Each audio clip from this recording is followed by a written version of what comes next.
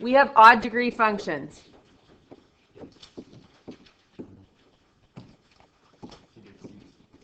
Odd degree. So we have talked about, there are going to be 3 odd degree functions. I went like this. That is not 3. There are going to be 3 odd degree functions. Also, who goes 3 that way? If you say 3, just put up your hands. What do you do? Tyler, I've never seen something like that. Tyler's like 3. I've seen this. This is actually kind of hard to do. Okay. So odd degree functions, you have 3 of them because I can go to max degree 5. That's what they allow me to do. Okay, that one's easy. Everyone put up 5. No, I'm just kidding. Okay, so degree 1 is the one you know. And it'd be like y equals mx plus b. They just use a's often, so it'd be ax plus b.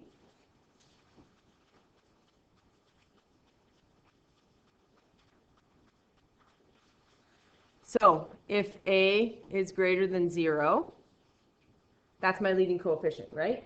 And if a is less than 0, that's what we have to discuss. What does my leading coefficient tell me? Do you remember? We talked about this. Direction of the opening, maybe. How it ends on the right. Someone whispered it. That was correct. How it ends on the right. Remember we talked about this yesterday even? So if this is positive, which means it's a positive leading coefficient, if I write leading coefficient on a test, would LC work? Cool. Positive leading coefficient, can't short form. Your arm is up on the right. Correct? If this A is less than 0, it's a negative leading coefficient. Your arm is down on the right. Now, what do we know about odd degree functions? Where are their arrows? Same direction or opposite direction? Opposite, because linear go in opposite directions, right? Cubic does that weird sideways S. We've looked at that. That went in an opposite direction. And then quintic, which is degree 5, just has an extra bounce in there, right? So this tells me how it ends on the right.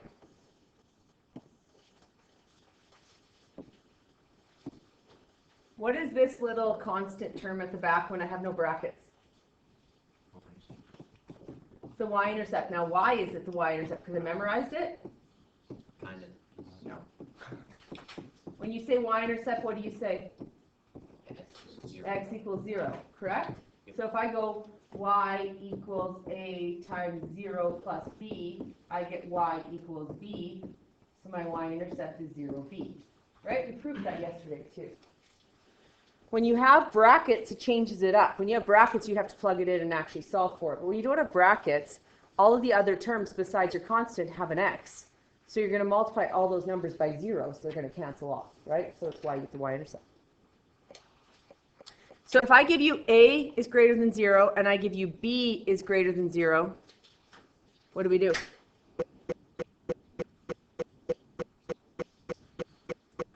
We know this ends up on the right, and we know this is a... What does our b represent? And it's greater than 0, so what is it? Positive y-intercept. We agree? So if I just do this, it needs to end up on the right, down on the left, because it's odd, and a positive y-intercept. Boom. Could I make it more like vertical? Could I make it like almost completely vertical? Could I make it like, could I make it go downwards though? No. Could I make it go up and then cross over the bottom below the x-axis? No, because then it would be a negative y-intercept, right?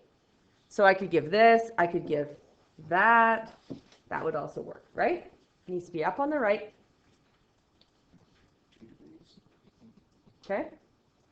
Now what about this one? If I say a is less than 0 and b is greater than 0, what's going to happen?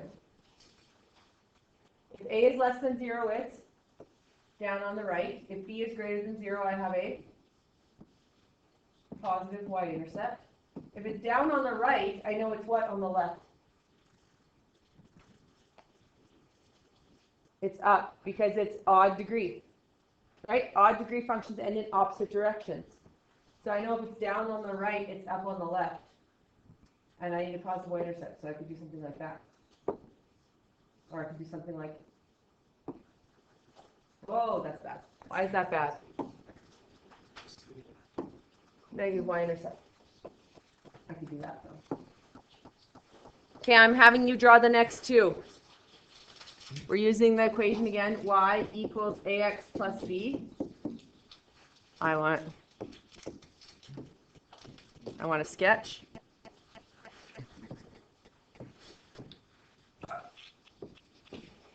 Oh boy. A is less than 0, it means it's down on the, what? Right? B is less than 0 means I have a negative y-intercept.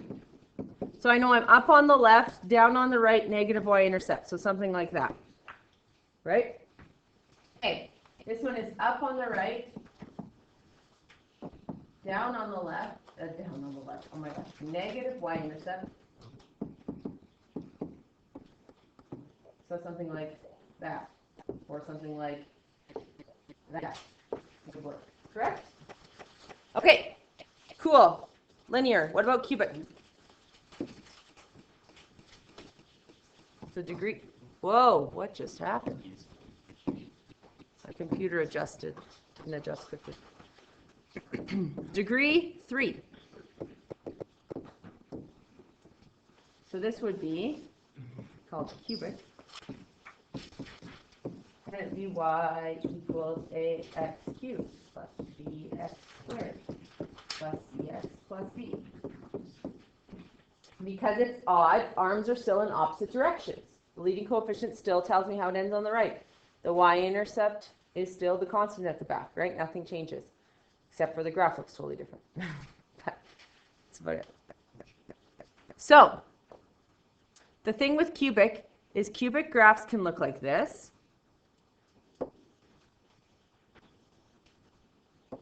Which is 2 turning points. A turning point is a fancy way of saying a max or a min.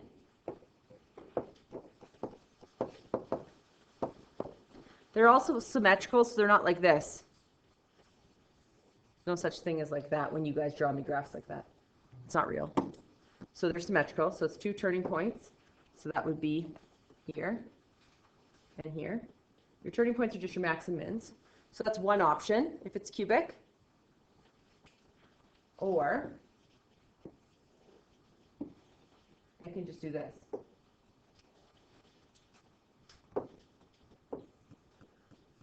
And that's just when it does that weird curve thing through. Would you remember what that's called? Alt plus C3s follow it. Point of, starts with an I. Inflection? Yes. So 0 turning points. Because max and mins are turning points, right? Is there a max or a min on here? No. It actually has a point of inflection.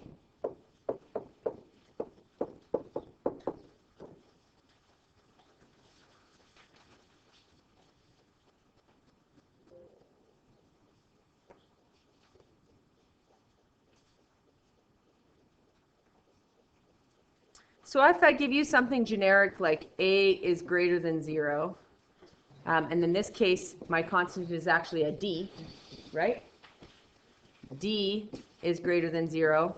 Is anyone going to have the same graph? It's where it just curves through. This here is the point of inflection.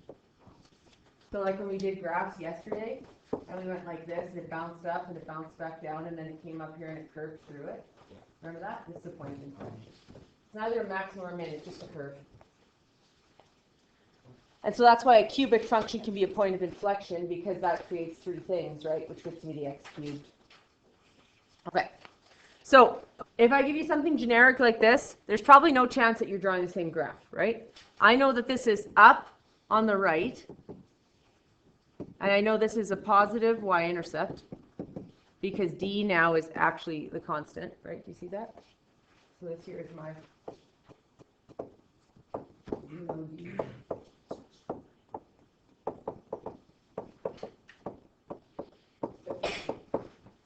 But I get some crazy graphs going on. So it has to be up on the right, down on the left, positive y-intercept. So you could either do this and make that point of inflection cut through the positive y-intercept, correct?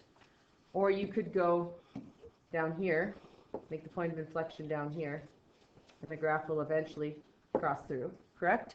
Or you could do completely what I would never choose that route if I got an option. I would go like this.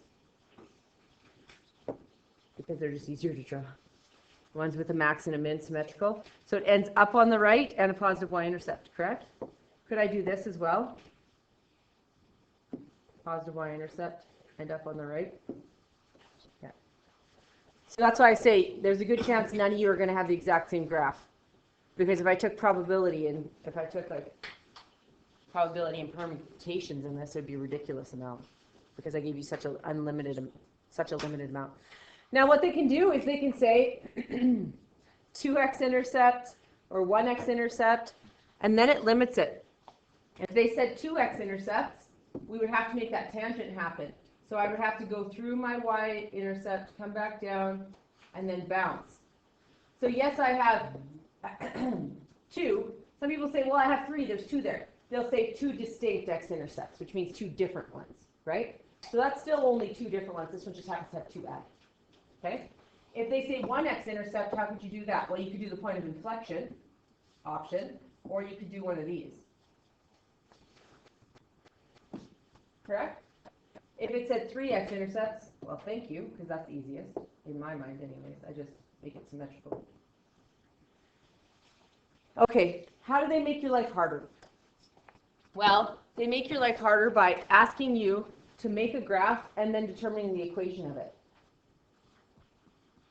So, if I was given that option, I would draw a graph. So I would go like this. I put the maximum on there. I would take my x-intercepts. I make my factors for my x-intercepts, just like yesterday, right? And then I take a point, and I make the equation. Then what do I do once I get my equation? I realize my free-handed graph does not match my equation. Correct? Yes. So what do? I go back to my graph and I fix it. Right? Because you're doing a generic graph. You're like, yeah, cool, like this. Probably not going to be perfectly accurate. Like I have maxes and mins just thrown out there. So what you would do is you would take this, you would pick a point you think is on it, and make your own point, whatever it may be. You find your vertical stretch reflection, right? In this case, there's no reflection because it's up on the right. And then you would take that equation, type it into your calculator, get the actual maxes and mins, get the actual points, and refix your graph. Go back and fix it. Because your graph won't match your equation. Because you just freehanded a graph. Do you know what I mean? Yeah. Okay. Then we have degree 5. It's our last odd one.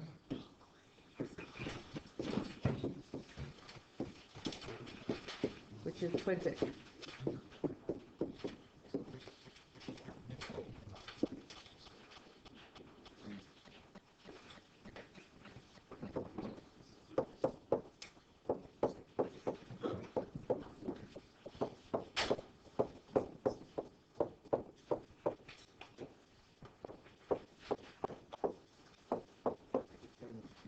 So once again, my leading coefficient is still that a value. That doesn't change. My y-intercept changes what variable it is because I keep going along getting more variables, right? So the a still tells you, it's still the leading coefficient, and it still tells you how it ends on the right. Because it's an odd degree, it always ends the opposite on the left, right? We've discussed this. That's why I'm doing all the odd degrees together. They always end in opposite directions. Okay? And your E is still now 0 E. What is 0 E? Still your y-intercept. Now, why is it still my y-intercept? Why is it still my y-intercept? Yeah. Oh, I need an F. Yep, that's disappointing. Good catch. I'm not even going to show that it was different. I'm leaving it different colors. I don't even care. So it'd be F. Good call. 0f. Now, technically, could I have been right by putting the e there? Yeah, it would just not be a generic equation. This is the generic equation, because you'd have 5, 4, 3, 2, 1, 0, right? But do I actually have to have that x? No. Could they just go plus e at the end, and then that be the y-intercept? They totally could. That is not at all what I was trying to do, though, so thank you for correcting that, because I was trying to get to the end. But they can give me something like this. They can go y equals x to the 5 and be done. Or they can go x to the 5 plus 3x plus 7. That's still a degree 5 function, right? So we don't need all the terms along. That's why we had to count down, rocket count, when we went to factor and solve, because there sometimes isn't all the x's, right? Okay, so this is my y.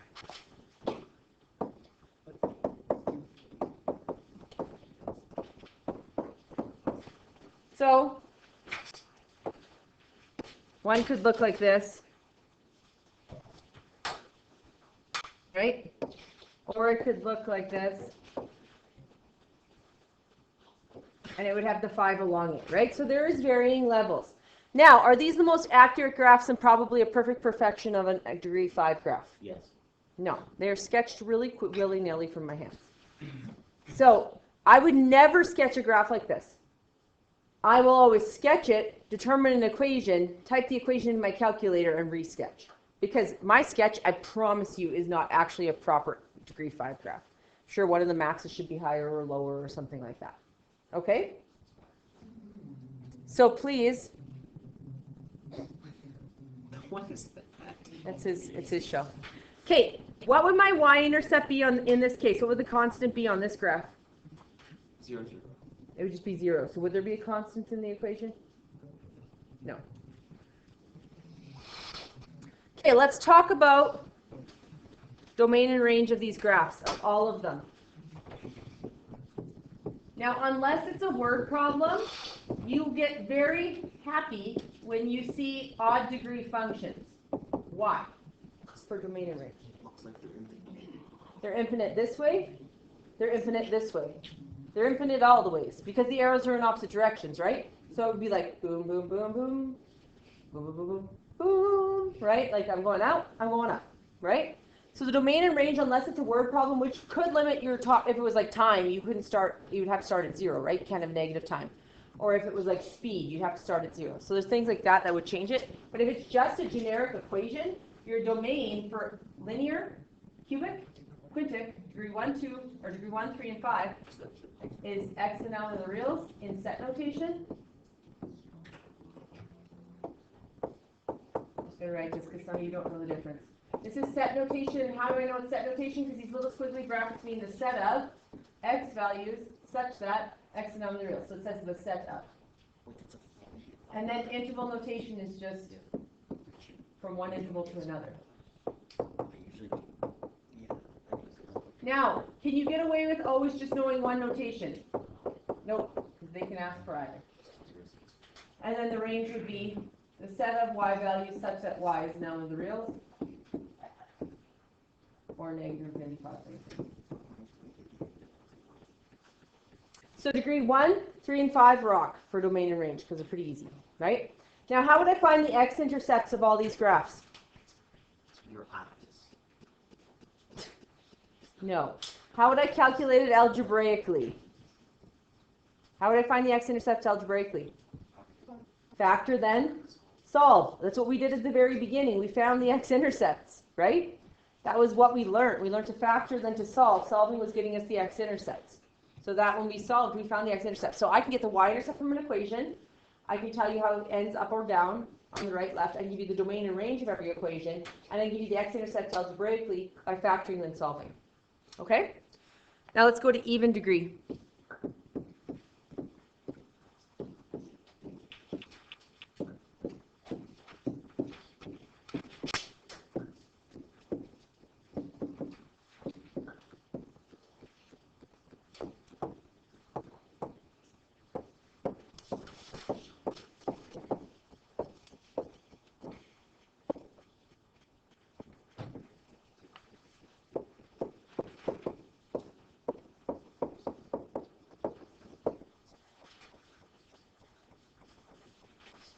Even degree polynomials. arms end in the same direction, right? So odd end in opposite directions, even or up or down. And you know that because we know that quadratics were either concave up or concave down, correct? Quartics just have another little bump in the middle. So quadratics, which is degree 2, are what we discussed in great detail in 20-1. It's y equals ax squared plus bx plus c, right? So if my a is greater than 0, it ends up on the right. What can you tell me about the left? It's up on the left too, right? Because even degrees end in the same direction. The leading coefficient only tells you, so the leading coefficient sign tells you how it ends on the right. Your degree tells you how it ends on the left, correct? So your leading coefficient is positive, it ends up on the right. It's degree 2, it ends up on the left. Okay? If it's your leading coefficient is positive, it ends up on the right. If your degree is negative, it ends down on the left. It's just the opposite, right? So even degrees end in the same direction, odd degrees end in opposite directions. So your leading coefficient tells you how you end on the right. The degree tells you how it ends on the left. And then this little baby back here is still my y-intercept. And why is it my y-intercept? Because I told you so? No. Why is it my y? Because x equals 0 would make this and this go away, right? And I'd still just be left with c. So when I think y-intercept, I think x equals 0. And if a is less than 0, it's down on the right.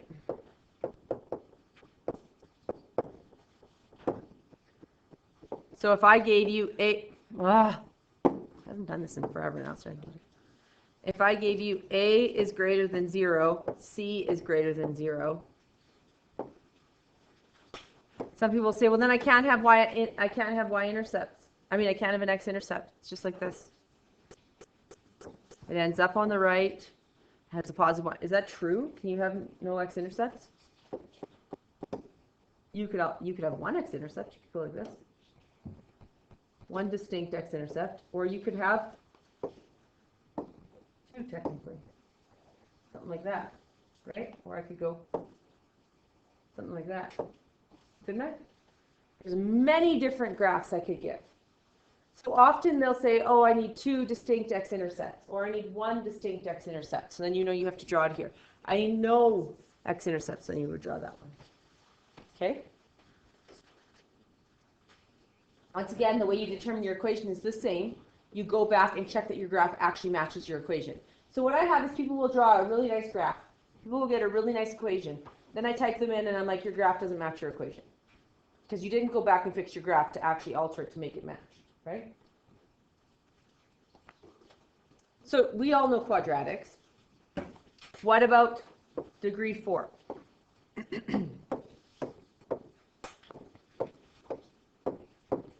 These are called quartic.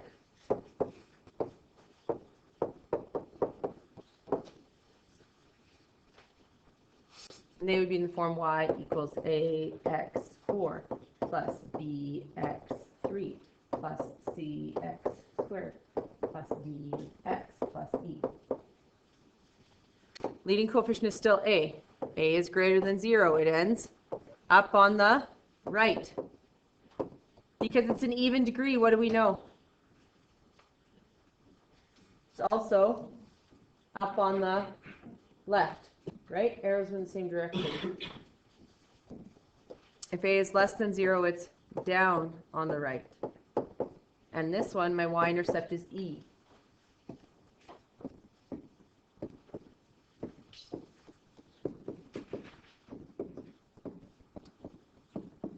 Basically, my constant is my y-intercept. And why is my constant my y-intercept? Because I plug 0 in for x, and everything else has an x, and it will cancel off, because 0 times anything is 0, right? So quartics make W's. My last name used to be Wagner. It was a great last name. Lepp, no one can spell. It's stupid. I mean, I love it. It's great. I'm so happy to have it. But like, where the heck? Wagner, just Makes a quartic. What does an L do? An L doesn't do anything. Wagner makes a quartic function. No one spells Wagner because it's spelt the way it sounds. Wagner. Never have to repronounce it. No one thinks I'm saying let. No, it's not T's, it's P's. No one thinks I'm Crystal Lepp. I literally have to go Crystal Lepp. Because if I say Crystal Lepp, they think I'm Krista Lepp or Crystal Epp. Because the double L conundrum. So I'm like the idiot who goes like, what's your name? My name is Crystal Lepp. Like I take a good little pause in the middle. It's like, you're like, okay, you're going to tell us her last name? Like, eventually, because my L's will run together if I don't. But Crystal Wagner, a perfect ring. Great time. Sounds like you are a family member of a really big wine distillery. Wagner? Yeah. Wagners appear everywhere.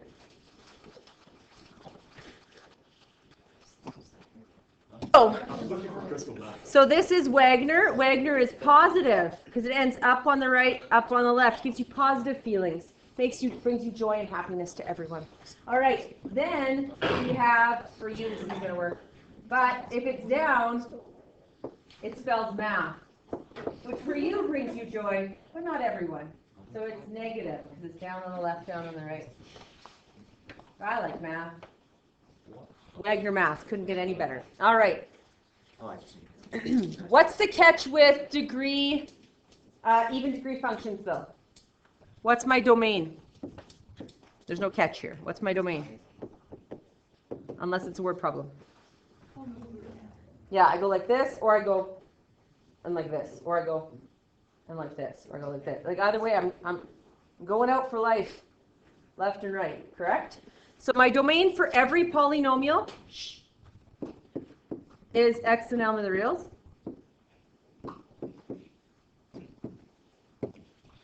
So range, this.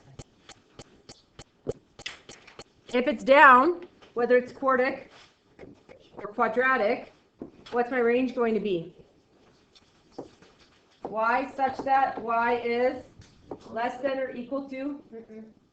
Less than or equal to what? What is this special number? The highest you can go. The highest you can go. Starts with M, rhymes with maximum. Maximum. No, starts with an N. You can't change it to an I. Now, I have had people write this on a test. You wrote it in the notes, so I wrote it, and they write less than or equal to maximum. No, it has to be a number. The number changes depending on what graph it is. Please don't write maximum. Okay? And then, if it's Wagner or Wagner, you know, or this way, positive, it's going to be y such that y is greater than or equal to the minimum. And they'll say which one? The lowest one, right? Minimum.